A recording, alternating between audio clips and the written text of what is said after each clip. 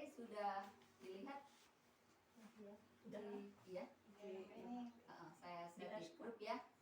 Silakan materinya lihatnya di HP masing-masing. Ya, yang mau saya sampaikan materinya yaitu masih budaya positif, yaitu tentang 5 posisi kontrol dan segitiga restitusi. Karena 6 tadi 4 sudah dibawakan Ibu Ana sama Bu Ria. Ini yang terakhir. Yang pertama 5 posisi kontrol dan nanti segitiga restitusi. Nah, posisi kontrol restitusi menurut Dian Goosen menyimpulkan 5 posisi kontrol yang diterapkan oleh guru. Yang pertama itu guru sebagai penghukum, yang kedua sebagai pembuat merasa bersalah, sebagai teman, sebagai pemantau, dan sebagai manajer. Yang pertama nih Bu, guru sebagai penghukum. Kira-kira kita di TK sebagai penghukum bisa nggak kita melakukan hal itu? Ayo ibu-ibu, pengalamannya di sekolah seperti apa? Guru sebagai penghukum atas kesalahan anak, bisa nggak kita menerapkan itu? Penghukum anak maksudnya? Iya. Dalam hal positif, dalam yang seperti apa? Ya, ketika kita melihat anak itu bersalah, melakukan kesalahan, iya, guru itu sebagai penghukum. Iya, hukuman itu. Iya, memberikan hukuman. Iya. Itu seperti apa? Memberikan hukuman yang seperti apa ketika anak kita salah gitu. Iya, pernah nggak ibu-ibu menghukum? Tapi ke jalur yang maksudnya dipanggil anaknya, misalnya dia jawil lah, anaknya nangis, kita panggil, Kita tanya dulu. iya kenapa, maksudnya kok dia ngelakuin itu, Iya. dan kita menghukum Tanyakan anak sebab itu, akibat. tapi itu maksudnya menghukumnya, coba yuk minta maaf sama ini gitu. Oh, ya. Karena kemarin ya di pendidikan ini guru penggerak, karena kalau kasus-kasus yang di SD, SMP itu, SMA itu kan mereka itu memberikan hukuman nih secara fisik. Oh iya. Iya, kadang ada yang suruh lari, mungkin ada yang Iya. bendera ya. Lah kalau saya begini. Lah kalau kita guru TK yang di pondasi, bagaimana kita mau menghukum? Lah kalau kita melakukan hukuman, ya anak-anak nggak jadi sekolah. Iya, Takut semua. Kan? Iya. Jadi menurut saya itu kalau kita di TK ini nggak bisa lah kita guru itu sebagai penghukum. Setuju nggak Bu? Setuju. Setuju ya? Ya, oke. Yang selanjutnya yaitu, nah, guru sebagai penghukum ini kok bisa menggunakan secara fisik seperti tadi misalnya suruh lari lah ya, juga secara verbal, secara tidak terlihat tapi menghukum secara psikis, perkembangan anak. Iya, misalnya menunjuk-nunjuk ya, iya menghardiknya, itu juga guru sebagai penghukum. Iya, Pembunuhan karakter itu. iya pembunuhan karakter, betul. Menyakiti ya, juga menyindir juga. Terus kalau kita ambil anak, kita membandingkan satu dengan yang lainnya. Untuk apa ya? Mamanya ini mengerjakan coret-coret aja dikerjakan kan coret-coret sih buat yang dihapus-hapus, kadang ada yang rapi. Nah kita membandingkan di situ itu hukuman bukan itu. Ini bagus, ini Yuk kita bandingkan satu-satu yang kita lihat teman-teman. Nah itu kan membandingkan. Kita membandingkan kan itu hukuman atau gimana itu Bu? Termasuk yang kategori Yaitu apa? yang membandingkan itu gurunya. Iya. Nah, berarti itu gurunya ya sebagai penghukum. Secara yuk kita Iya, supaya sih maksud dan tujuan kita kan bagus. Iya. Karena biar dicontoh, yang rapi ini biar dicontoh sama yang belum bisa itu. Iya. Nah itu termasuk hukuman atau bukan? itu gurunya yang penghukum. Iya. Kalau secara Iya. fisik memang kita guru TK nggak ada ya, yang Iya. maksudnya nggak menghukum secara fisik, Iya. tapi secara psikis ini Banyak. juga ya banyak ya. Ada ya. Ada. Ya kita nggak apa ya. Tapi kan tujuannya memang baik ya. Tujuannya memang baik. Cuma di sisi yang lain tetap kita kan membandingkan gitu ya. Tujuannya Terus supaya solusi memotivasi itu membandingkan itu yang seperti apa? Betul-betul juga yang dibandingkan itu yang insiden. Iya, kalau kita guru sebagai penghukum itu memang punya kontrol negatif seperti nanti mengulanginya. Iya, ini. Iya, kesalahannya nanti bisa Malah berulang wis. kali. Ya kita lanjutkan ya Bu. Pembuat merasa bersalah. Pada posisi ini biasanya guru akan bersuara lembut, berceramah, menunjukkan kekecewaan. Dampaknya anak merasa rendah diri, gagal dan merasa tidak berharga. Gimana Bu? Contohnya coba seperti apa? Tapi anak itu tetap sadar diri, Bu. Lah, Bu, aku kok gagal terus? Cuman menggambar bulat. Bisa dihapus. Itu udah betul. Enggak aku. Kenapa sih Bu kok gagal terus, Bu? Gagal terus. Dia sadar diri loh, Bu. Dia sadar diri. Nah, untuk menumbuhkan keyakinannya iki sing urung ketemu. Itu biasanya ke bawah dari orang tua, Bu. Misalnya nulis tuh ya, misalnya dia membuat gambar tuliskan ini surat salah mana, mana, sudah susah lah ya. Itu paling yang paling mudah lingkaran. Terus dia masih Jauh-jauh. Jadi orang emang udah menanamnya tidak Kita ambil dari lomba melukis kemarin. Nah, itu kan untuk hal yang langka, Bu Alfa. Anaknya bingung akhirnya. Itu mungkin ini karena kurang percaya diri. orang tuanya jadi udah merusak mentalnya sendirinya anak-anak misalnya. Ini gak kayak gitu. Ya, ibunya maunya perfect. Kalau masalah kayak menggambar itu mungkin kemungkinan sebagai guru paling udah bagus, nggak usah dihapus. Misalnya, coba kita gambar lagi di sebelahnya, ibu guru lihatin, siapa tahu nanti bagus, itu kan bisa. Menurut saya seperti itu ya. Padahal harus dijelasin, nggak harus sama. Iya, nggak harus Teman sama. temennya nggak harus sama punya bu guru. Intinya sebenarnya gini. Wes Tulis ibu-ibu luar biasa. Turun kayak Kayak setiap anak itu kita harus yang menyadari. Iya. Bu Sulis bilang, "Jane kok nggawe bundar." Paling mudah menurut Bu Sulis. Iya. terus tangannya lo bu ngasih itu akan Menurut kok biar sendiri gitu. berarti kita perlu belajar bahwa anak itu Memang mempunyai berbeda. karakteristik yang Berbeda. dan kemampuan berbeda. Ya, Tinggal kita, apakah kita akan menyamakan anak dalam Dengan yang satu pembelajaran? Kembali lagi ke Iya, Pembelajaran berbeda. Kita harus melakukan asesmen diagnostis kepada terkadang karena sendiri ya Bu, karena sendiri. Terkadang saya dulukan yang bisa. Nah, yang ini saya ini kan dulu, nanti saya pegang sendiri. Enggak klasikal gitu loh. Saya pegang sendiri memangnya biar lebih greng gitu. Mungkin motornya Ada ya. yang gitu ya. Tapi takutnya anak merasa aku nggak bisanya itu loh Bu. Nah, iya. Aku selalu selalu merasa percaya dirinya dulu. selalu di paling belakang. Tapi kadang biasanya kalau anak-anak yang udah bisa, nah kita bagus. Kita Kadang- liatin kadang yang Bu belum juga yang bisa. Kayaknya Jujur ya. Kamu belum bisa ini. gitu ya. Saya suruh ngajarin, kadang pun aku ngajarin udah lah Iya. saya ajarin. Nah inilah Budaya tidak positif ini.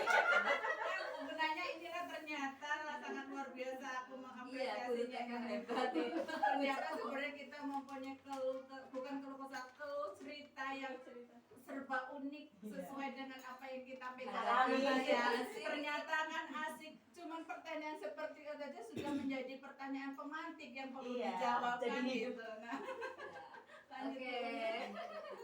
Itu jadi bagaimana kita memotivasi anak supaya percaya diri lah, jangan sampai seperti tadi ya. Ya, oke. Yang selanjutnya posisi kita guru itu sebagai teman. Pada posisi ini guru tidak akan menyakiti, namun berupa mengontrol murid melalui pendekatan persuasif yang biasanya guru itu akan membuat alasan-alasan untuk anak. Dampaknya guru ketergantungan. Nah ini ya biasanya kita, ini saya sendiri ya Bu ya, biasa yang kita lakukan itu adalah sebagai temannya anak. Ketika anak itu tidak bisa kan anak ya sudahlah gitu. Nah itu loh alasan-alasan seperti itu. Nah itu dampak negatifnya itu ternyata itu anak jadi ketergantungan. Udah kok sama bu guru boleh. Nah itu coba cerita yang lainnya teman-teman gimana coba? Sebagai apa? Sebagai teman guru kita sebagai teman bagi anak. Bisa juga kok kalau kita menerapkan sebagai teman, anak itu nanti maunya sama kita. Iya. Iya.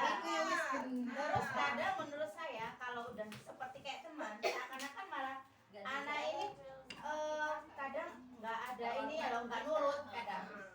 Kalau menurut saya. Dampak negatifnya itu. Iya, ketaunya ngalem. Jadi kan temennya Iya.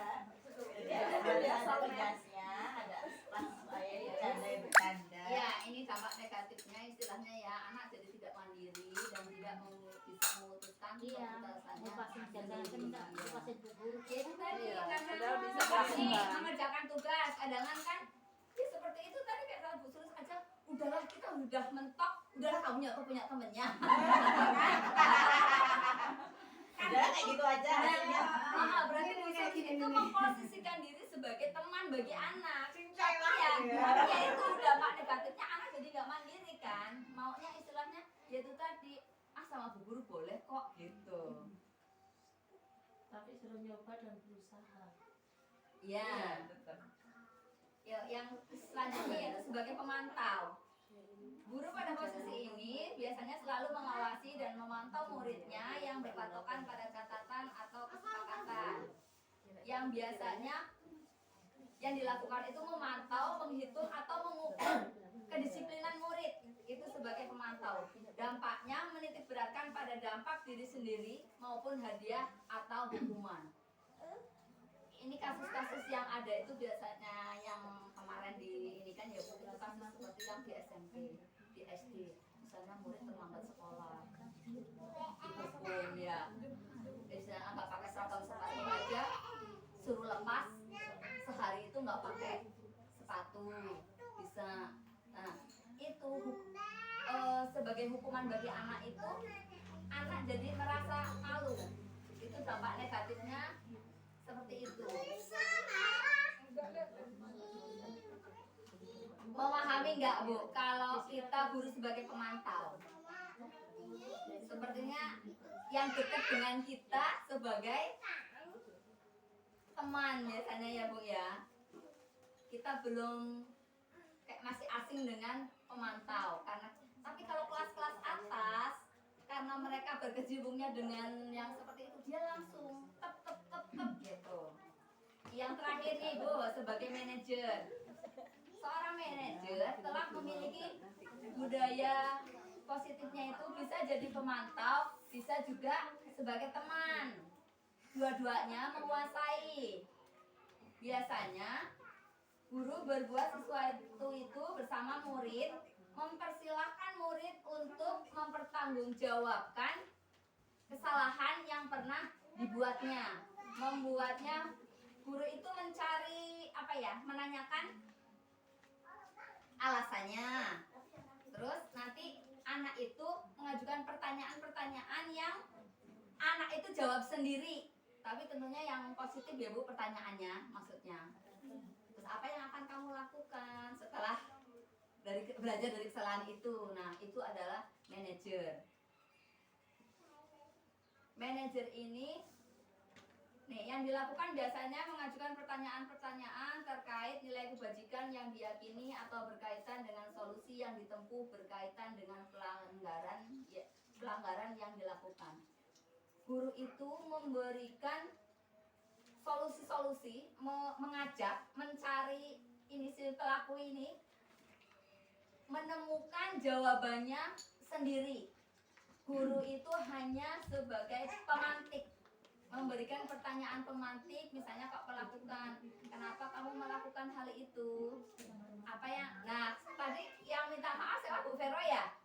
Nah, itu yang dilakukan Bu Vero itu ya sebenarnya kita sudah melakukan, tapi kita memang tidak tahu. Saya juga awalnya nggak tahu kalau itu ya setahu kita biasanya kalau ada anak yang bermasalah ya sudah kita tanyakan kenapa.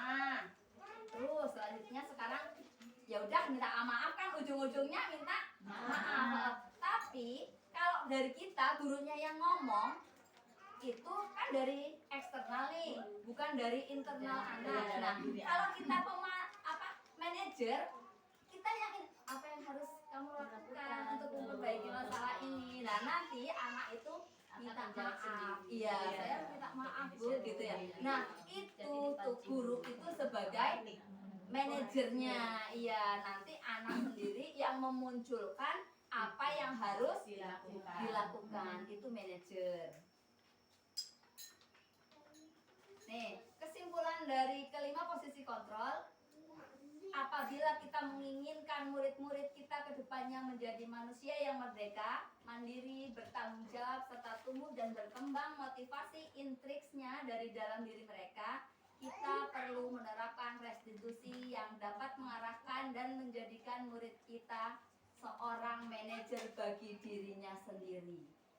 Kita guru menjadi manajer untuk anak dengan tadi ya kita memberikan pertanyaan-pertanyaan pemantik yang memunculkan motivasi intrinsiknya anak untuk menjadi manajer dirinya sendiri.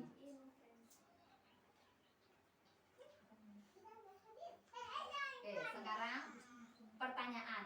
Posisi kontrol manakah yang sering Bapak Ibu pakai selama di sekolah? Teman. Dari tadi pembuku, pembuat merasa bersalah, teman, pemantau, manajer. Manakah yang sering Bapak Ibu pakai di sekolah? Kalau untuk anak TK teman. Biasanya gitu. Gimana Bu? Yang mana yang sering Bapak Ibu lakukan? Semuanya sebagai pemantau ya.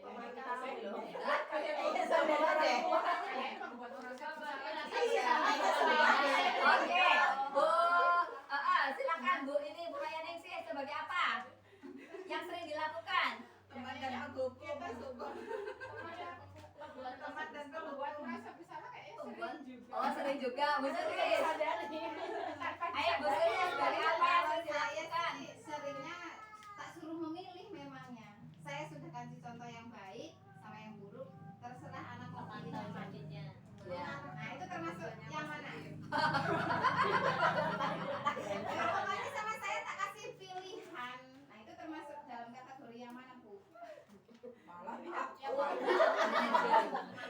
Contoh kasus ya, setiap kali mau berdoa melakukan pembiasaan dia nangis. Begitu lagi. Kayak gitu lagi. Sampai saya menjelaskan keagamaan lah ya, yang jelas di situ keagamaan yang saya arahkan.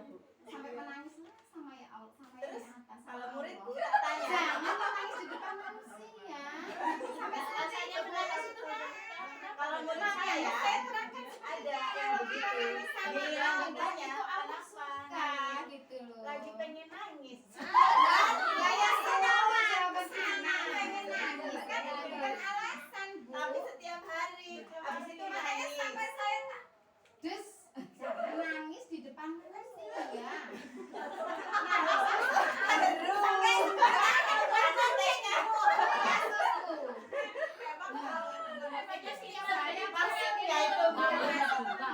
Dia pasti bisa nangis Belum. Anaknya langsung nggak kira-kira.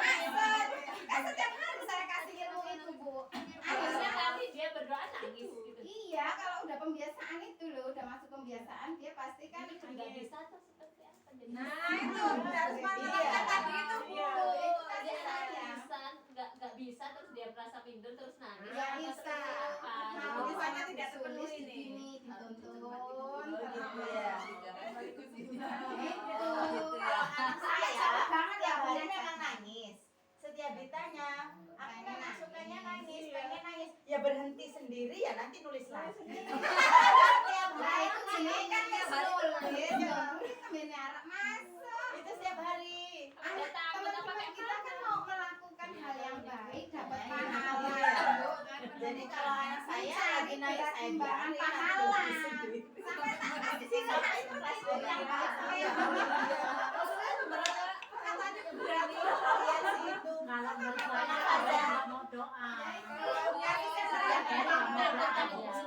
Jadi belajar terus belajar. Dia takut sama saya. Saya Iya, jelaskan di situ. dia ada rasa Jangan takut. Sampai Nyaman, jangan apa takut enak. sama manusia, Bu. Saya bawa ke sana udah. Takut sama Allah. Bapak taruh gurunya malah tambah ngamuk. Gurunya enggak Ganti janda. iso. Kalau ditanya menangis alasannya kenapa? Minus Berarti dia lebih ke hobi nangis ya. bebas sekali ya. Nanti kalau sudah diajar Mungkin di rumah sama orang tuanya kalau pengen nangis dia nggak boleh nangis. makanya sampai keluarlah satu bulan. Kalau mau nangis ya di rumah, kalau mau mogok ya di rumah, berangkat siang nggak apa-apa. Wih, jadi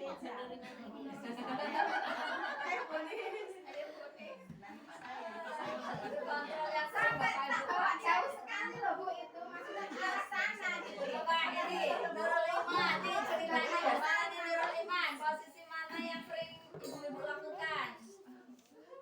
lebih ke apa ya, membuat merasa bersalah kan? Karena kita gini sholat ya, Iya. kan ada sholat duha tiap waktunya. Anak-anak itu Main nggak apa ya? ribut gitu waktunya sholat, kita baca, yang baca kan gurunya kadang kan. Dia orang ngasih mainan gitu, kita kasih input ini. Jadi memang membuat mereka itu merasa bersalah gitu. Coba lah nak, kamu itu suka dengan anak-anak yang mainan nggak kalau salah? Enggak Bu Guru. Terus kenapa anak-anak main kira-kira Allah suka? Baik 1 menit Iya, ya. iya. Jadi anak-anak salah nggak kalau sholat pakai mainan gitu? Salah Bu Guru. Terus kenapa mainan? Ya seneng jawabannya ya karena mereka masih anak-anak kan ya Memang kita. dasar. Kita ya Kebutuhan udah, dasarnya iya, memang mereka oh, tapi kan maunya kita kalau sholat itu Tapi nanti namanya dia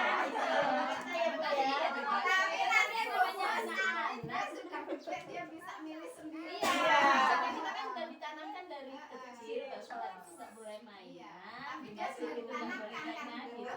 Kan Pengetahuannya karena sudah, yang ilmunya sudah dasarnya, ada, Bu. kita itu merasa sadar, nah ini merasa bersalah membuat kita membuat mereka itu merasa bersalah gitu loh. Gak usah jauh-jauh Bu, anakku yo nek sholat bareng.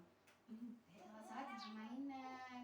Terkadang dia ada waktunya sampai selesai, kan kadang kalau 4 kan lama sampai selesai ya kadang alhamdulillah enggak kan enggak apa-apa loh Bu. Iya. Yang penting dia sudah tahu ilmunya bahwa kalau sholat seperti ini. Tapi terkadang anak ya itu banggel. Tapi dia yang penting kalau saya sudah tahu ilmunya dulu lah gitu. Nanti kalau sudah ke jenjang yang lebih besar dia sudah Iya, bisa kalau Iya. kita juga kayak gitu nanti dia yang kan penting bisa ilmunya aja lah Bu, kalau proses itu kan memang prosesnya seperti itu gitu. Nah, kadang kan seiring gurunya kan. Ya. Ini Yang anak penting sholat pada ilmunya. mainan semua gurunya capek melung-melung sampai gini kan. Jadi akhirnya membuat anak merasa bersalah gitu loh. Akhirnya kita seperti itu ya. Kan baru pengenalan Bu. Ya. Sikilnya digini-gini sholatnya. Kita Bu Vero dari TK Dharma Wanita ya sebagai pemantau kalau saya nilai ya. Ini kalau Bu Endang nih dari Al-Fateh nih, TK Al-Fateh pengalamannya gimana? Posisi mananya yang sering dipakai? Ada 2 anak ya Bu ya.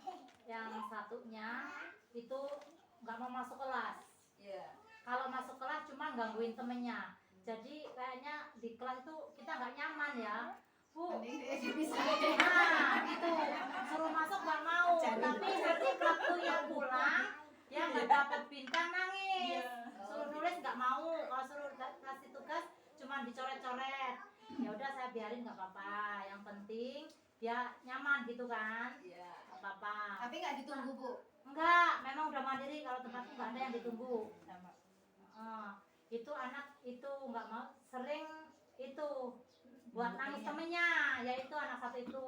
Yang 2-nya itu anaknya nggak mau doa dari awal sampai akhir, tapi kalau belajar tetap ikut belajar. Iya. Gitu. Ternyata kita guru TK itu kompleks dengan masalah ya Bu. Iki sini Nah, Tapi iya. anak kita selama kelamaan dengan mendengar meskipun dia Iya, kuat iya. ya, tapi nyantel. Nggak apa-apa Bu. Memang, Nggak iya. apa-apa. Kalau menurut saya nggak apa-apa. Iya. Itu gaya belajarnya memang Kayak seperti Gitu. itu ya ya. audio kayaknya dia. oh aja ya. Jadi kalau mau Kan dari tadi YouTube aku banyak saya jawab anak itu padahal nggak belajar.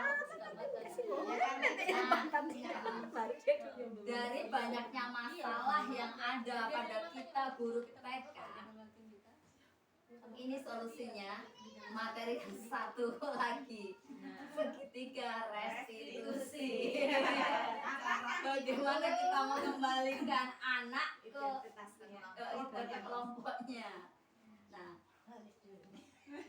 Balik ke menurut Bapak Ibu, manakah posisi kontrol yang paling baik di antara kelima tadi? Manajer. Oke. Paham berarti ibu-ibu. Oke, yang selanjutnya Ya itu tadi ganti dia. ice breakingnya sudah Dalam diganti suatu tadi. pekerjaan aja manajer yang paling bagus. Kunci paling gede. Iya. Mengatur semuanya. Ini tadi kan ada yang merasa pembuat merasa bersalah ya. Kira-kira mau merubah nggak jadi manajer nih? Ya balik. Insya Allah. Semoga bisa. Berusaha. Iya, perbaiki itu pasti ada. berusaha menjadi lebih baik. Anak sekarang bisa dijahit. Maunya kalau teman-teman ini apa ya, maunya satu materi itu satu ini ya, satu hari. Kalau kita kupas tuntas dari awal sampai akhir satu materi. Jadi misalnya nih kayak segitiga restitusi, ya udah satu materi hari itu satu hari. Jadi bener-bener nggak seperti ini nih, berapa jam 6 Materi. ya. Ya maklum, mohon maaf ya istilahnya. Ya, kalau teman-teman mau bersedia, istilahnya kami dituntut sebenarnya ya guru penggerak itu ya tugasnya ini Menggerakkan komunitas belajar. iya, sebagai dalam komunikasi ini ya menyampaikan yang apa yang kami dapat ya. Ya inilah seperti ini. Kalau nanti teman-teman berkenan untuk lebih lanjutnya, ya kita bisa diprogramkan ya mungkin ya ibu-ibu.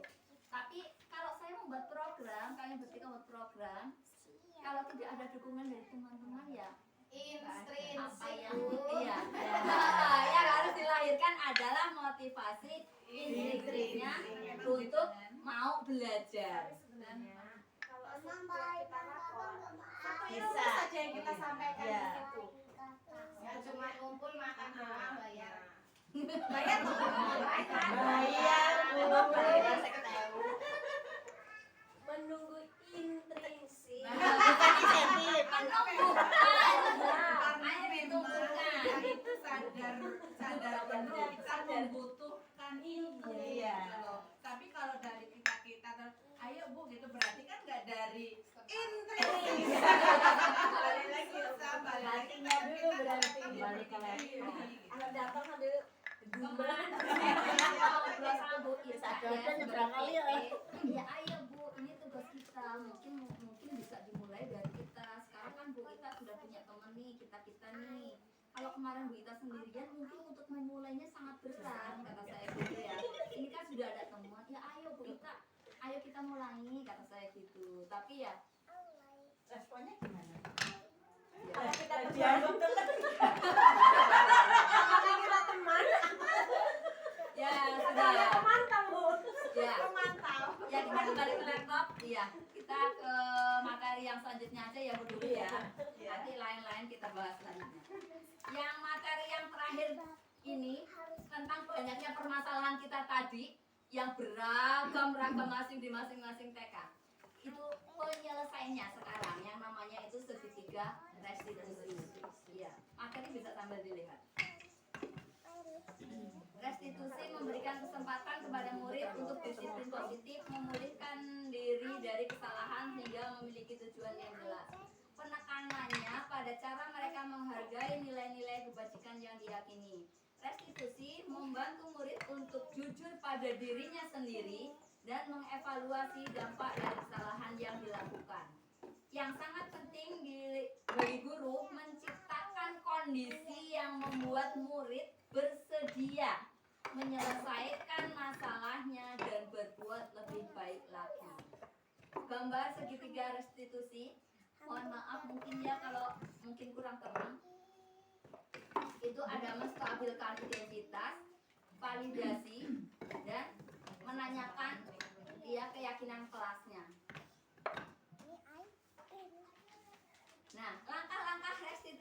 Yang pertama, menstabilkan identitas. Menstabilkan identitas itu merubah orang yang merasa gagal menjadi orang yang sukses. Contohnya, misalkan tadi masalahnya apa tadi? Nulis bundar. Nulis bundar, oke. Nah, menulis bundar ya, menulis bundar susah ya. Nah, cara segitiga restitusi, kita panggil anaknya. Kemarin saya restitusi, yang di grup lihat nggak YouTube saya yang saya melakukan restitusi? Itu saya masalahnya itu kebetulan lah ya, saya juga nggak sengaja mau ngambil itu, tapi karena memang banyaknya kita masalah di TK, serta merta kok hari itu dapat 2 itu sekalian gitu ya. Saya ambil, anak kok rebutan, nah itu kan satu masalah. Ya udah, saya begitu itu langsung ambil kamera, langsung saya rekam. Oh, ini masalah, ya sudah, udah itu saya ambil. Nah, kayak tadi kasusnya Bu Sulis, nggak bisa apa nih? Buat Ini ketika validasinya ini apa? Menstabilkan masalahnya. Apa namanya? Kan anak gagal nih istilahnya ya. Kita harus merubah ini untuk menjadi sukses ya. Intinya bagaimana sih kita dulu? Ya. Nih, kita menstabilkan dulu.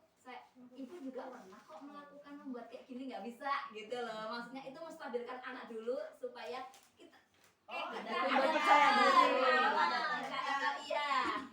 Ternyata biar nggak merasa dia sendiri. Nah, itu menstabilkan identitas anak yang seolah merasa bersalah. Iya. Paham ya Ibu? Ya. Nah, yang selanjutnya validasi tindakan. Pada langkah ini terlebih dahulu memahami kebutuhan dasar yang mendasari tindakan tersebut. Yang lebih diperlukan adalah kita memahami alasan mereka berbuat kesalahan hingga mereka merasa dipahami. Nah, ini terlebih dahulu kita memahami kebutuhan dasarnya. Seperti tadi, apa kebutuhan dasar yang ada, yang belum, ya kasusnya Bu Mus, tadi yang sholat mainan, Ya kebetulan biasanya mereka memang mainan. iya mau kesenangan, iya karena kesenangannya belum terpenuhi. Nah, jadi kita harus memahami itu dulu. Oh, ternyata kebutuhan dasarnya ini kesenangannya ini belum puas nih, istilahnya belum terpenuhi, belum penuh. Nah, kita memahami alasan mereka, kita tanyakan, kenapa sih kamu melakukan ini? Gitulah. Jadi Senang. iya. Kan ada waktunya Bu buat Alka, main. kalau Bu Alka tadi kenapa sih mainan terus? Itu membuat merasa bersalah. Iya. Iya. Itu dengan kata-kata lembut. Iya, merasa bersalah. Aku gak kasihan sama Bu Guru. Nah, itu merasa guru membuat merasa bersalah.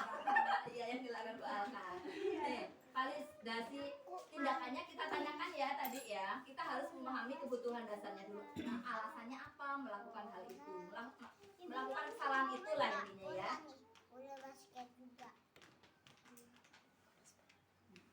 Paham Bu validasi tindakan? Ya. Yang terakhir ini, yang ketiga ini menanyakan keyakinan kelas. Nih, kasusnya Bu ini kan tadi yang mainan ya Ibu ya, mainan ketika sholat. Nah, kita tanya, yang ditanyakan Bu itu tadi kan kita mengarahkannya ke restitusinya, maksudnya dia mengarahkan kepada Allah nih, Allah itu nanti marah gitu ya.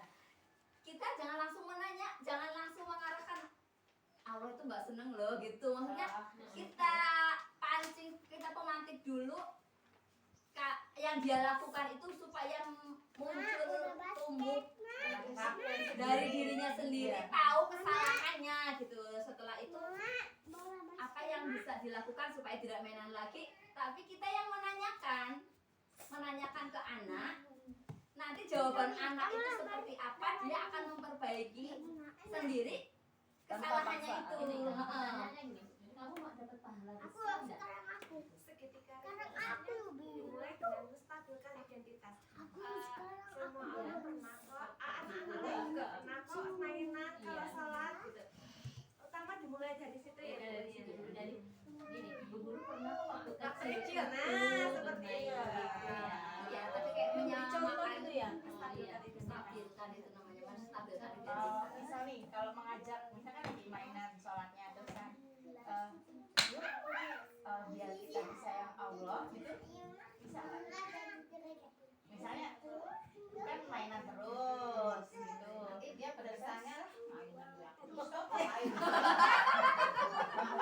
Iya, iya. mainan. Supaya kita masuk udah bareng-bareng yuk rajin sholat yuk. Bagi diri gitu mungkin ya, lebih ke itu ya.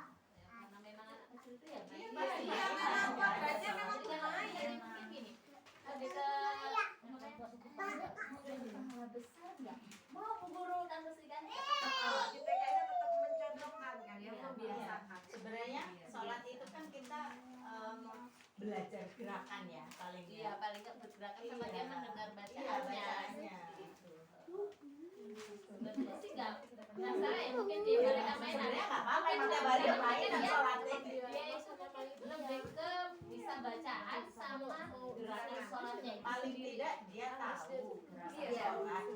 Tapi gini Bu, teman-teman, ketika anak melakukan sholat kan tadi masih mainan ya. Nah kita bisa merestitusinya itu besoknya. Iya, Iya. biasanya Kita kembali ke itu nggak harus saat dia iya Iya. Pada saat itu. itu boleh dilakukan. Kemarin ada yang nanya ya, boleh nggak ditunda gitu ya melakukan restitusinya, maksudnya kasusnya sekarang kita manggil anaknya tuh besok gitu. Kalau kemarin saya bukan manggil ya, kita istilahnya memang manggil ya, kita duduk bareng, tapi ayo kita belajarnya sama Bu ini ya di kelas sebelah, kata saya gitu. Jadi anak nggak merasa Waduh, diceluki iwet. bahkan yang lain, Bu saya mau, iya nanti gantian ya. Kalau guru SMA takut dipanggil BK. Iya, kalau kasus makanya kasus-kasus yang dicontohkan kemarin dalam diklat kemarin istilahnya memang kasus-kasusnya kelas besar. Iya. Iya, Kak TK kan jarang. Makanya kalau TK kalau menurut saya Bu tetap duduk bareng karena itu ilmunya juga untuk mereka. Iya, yang lain yang tidak melakukan kesalahan. Kecuali yang fatal banget baru dipanggil. Tapi kalau untuk semua ilmu Iya, itu semua anak- mesti tetap, diomongin gitu. itu Nggak ada untuk satu anak. ceramah kita lah. Masa bersolat langsung bubar kan enggak? Terus 1, 2 kan kita kasih ilmu. Ada yang bawa pulpen Ibu? Ada. Bawa. Oke. Tuh ya Bu, segitiga restitusi caranya seperti itu. Sekarang kesimpulan dari segitiga restitusi. Segitiga restitusi dapat menumbuhkan motivasi internal murid untuk disiplin positif dan terbiasa mencari solusi dengan permasalahannya. Maksudnya itu tadi, kita untuk restitusi itu guru hanya sebagai pemantik supaya anak mampu mencari solusi tapi dari diri dia sendiri. Iya, jangan langsung diarahkan nanti nggak dapat pahala gitu ya. Kita pancing. Nah, ya makanya Iya. kalau anak-anak mungkin kan belum punya pilihan loh Bu Uni. Makanya kita harus kasih pilihan-pilihan dulu loh Bu Uni, mana yang baik, mana yang buruk. Jadi anak nanti bisa berpikir, oh yang baik yang ini. Anak-anak mungkin kan ilmunya nggak kayak si wis tua-tua ya Bu, mungkin nggak harus dijelaskan kan gitu sih Bu. Udah gitu. Semua butuh proses. Nah iya, makanya anak-anak perlu gambaran gitu loh Bu. Iya, Perlu ini contoh kan gitu sih Bu. iya. Tetap perlu pilihan-pilihan. Kita selesai. Sekarang ini tanya jawab dan refleksi. Yang selanjutnya pertanyaan refleksi. Silahkan ibu-ibu tulis ininya pengetahuannya ibu-ibu. Yang pertama, apa yang Bapak Ibu pelajari atau pahami dari materi yang telah kami sampaikan dari 6 materi dari bertiga yang telah disampaikan. Apa yang ibu-ibu pelajari dan pahami? Silakan. Pikirnya sekolah bopen Oke, ya kita lanjutkan Bu. Monggo Bu, ingin nang yang kedua, dijaluk nanti kita ini kan. Yang kedua, apa yang Bapak Ibu belum pahami dari materi yang disampaikan? 1 yang sudah disampaikan, 2 yang belum, 1 yang sudah dipahami, yang kedua yang belum. Yang ketiga, apa yang perlu ditingkatkan dari keseluruhan kegiatan ini, baik untuk kami yang guru penggerak, yang sebagai penyampai materi maupun bagi rekan-rekan semua sebagai peserta. Ya, untuk kita semua. Ini yang terakhir, slide terakhir. Burung Irian, Cendrawasih, cukup sekian. Terima kasih. See you. Oke. Untuk refleksi bisa sambil ditulis, sambil santai, kita sambil menunggu persiapan selanjutnya. Wassalamualaikum warahmatullahi wabarakatuh. Waalaikumsalam warahmatullahi wabarakatuh. Terus iya, boleh ditulis namanya sama TK-nya ya ibu-ibu. Nanti kami sebagai lampiran untuk refleksi kami kegiatan ini. Pertanyaannya, yang pertama apa yang ibu-ibu pahami atau kuasai atau yang bisa dimengerti dari 6 materi yang kami sampaikan? Yang maksudnya yang bisa diambil Yang diterima. yang rekan-rekan ini pahami itu apa? Dari materinya Bu Ana ya boleh, materi saya boleh, materinya Bu Ria juga boleh. Yang kedua, yang belum dipahami. Yang ketiga, apa yang harus ditingkatkan baik untuk kami maupun bagi rekan-rekan peserta. Ada pen lagi nggak? Jika ada baiknya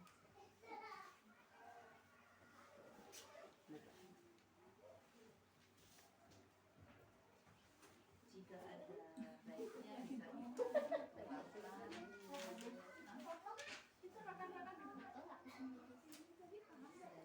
videonya begini.